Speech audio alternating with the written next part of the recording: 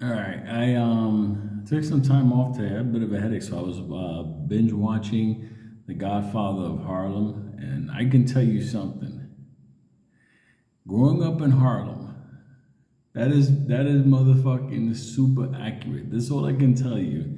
Just everything there, like for real. Even that motherfucker Adam Clayton Powell, like no joke, like the whole fucking like everything uptown, how the just everything. People have no idea how whoever the producer director of that thing is beyond, like they have it to the fucking T. Like the way they split up Black Harlem, Puerto Rican Harlem, where the Italians were, the whole fucking thing. Let me tell you something. On the north side of Central Park, the dope businesses, like people don't know, but I'm gonna tell you something. Cause I had a piece in this thing which I'm gonna tell you how it goes down. Listen, if you guys remember back a year or so ago, I told you about two of the motherfuckers I grew up with, Spanky and Pat. Well, Spanky and Pat, their father was a big time motherfucking like H dealer, like no joke. He was like that motherfucker. Well, Mr. White, as we refer to, that wasn't his real name. Just let you motherfuckers know. We just referred to him as Mr. White. He had a big ass Lincoln Continental, that type of stuff, whatever. Now he worked for Bumpy Johnson. Bumpy died in '68, so a lot of the fucking business and shit like that went over to Mr. White. Mr. White was a Korean veteran. That's how he was friends with my father. Korean, I think Vietnam as well. He was friends with my father and Frank. So we were just in that crowd, whatever, but Mr. White was always business, and he owned a lot of fucking business. And to him, everybody around him was like his people or his soldiers. So me, Benny, and Mike, we were around this, whatever. And obviously it was, the rule was not to involve us in the shit he was in. But nonetheless, we used to work from time to time, Mr. White, some of his businesses that he had. One of the businesses that he had a dry clean service for the hotels and Broadway, all the theaters.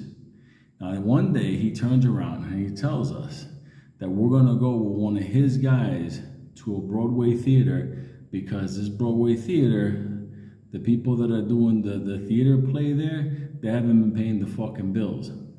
And he told us, you're gonna go in there, take all the fucking costumes and all this shit that we've been cleaning, and they haven't fucking paid. You're gonna fucking take it off these motherfuckers if you have to, bring it back, and we're gonna hold it hostage.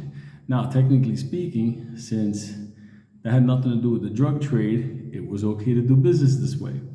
So me, Benny, Mike, Beatty, like we all went, we went in the van with this one arch felon motherfucker. He was one of these black motherfuckers with the little like red veins in his eyes, like that type of, like the kind you find like living in the east side of Texas, like those motherfuckers, like for real. So anyway, we go down there and we go to this nice theater, there's like nice white people and everything, and there's like the end of this play or something that they're doing.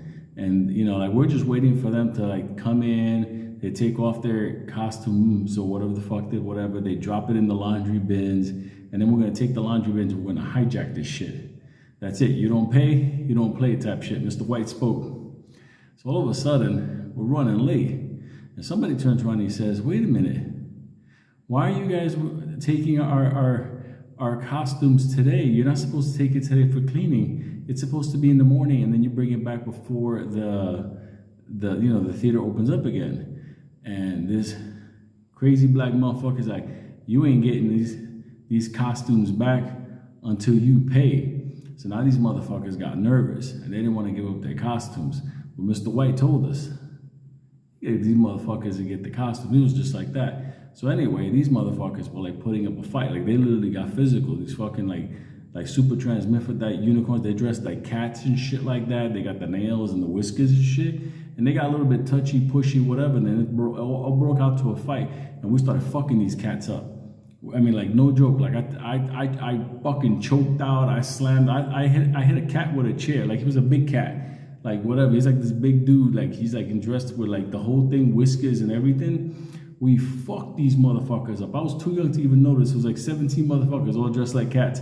It was everybody, big, little, like midget. Everybody was a fucking cat. Different colors and everything. So anyway, We fucking grabbed the fucking costumes. Like I had like a half a cat mask with me in my pocket. We went back to Mr. White. And he's like, they already called up. They're going to make the payment, those motherfuckers. They're running behind on the bills. They're going to be rich, but they're trying to stiff me. So I was like, all right, no problem. He's like, he took care of us. He paid us out and everything. He's like, motherfuckers, they're gonna probably be rich in the future and they're trying to stiff me. I'm like, yeah, fuck those cats. Let me tell you something. Years later, it did become successful. It was the Winter Garden where cats, remember the cats, the theater type thing, like memories, all that cat stuff? Well, we fucked up the entire staff. So I just want to let people know. Bumpy Johnson's #1 guy, Mr. White, with that dry cleaning business, hired a bunch of like knuckleheads. I was one of them to go like, you know, like avenge him on his bills because he's not gonna fuck around. Like he was just one of those kind of people. Yeah, he did the criminal stuff, but he had his legitimate businesses. All I know is every time I think back, like nobody, I don't even know if Cats is still in business or anything. But like I had to tell you motherfuckers, like no joke, like I fought the staff, me and the guys, we fought the staff, they don't call them staff. What do they call them? I don't know, I guess it's the staff with the fucking bunch of cats. Ooh, fucking these motherfuckers up. They were making sounds like cat, like meow. It's like, what the fuck? Like I never, in my life, I punched a big dude, he let out like a mile.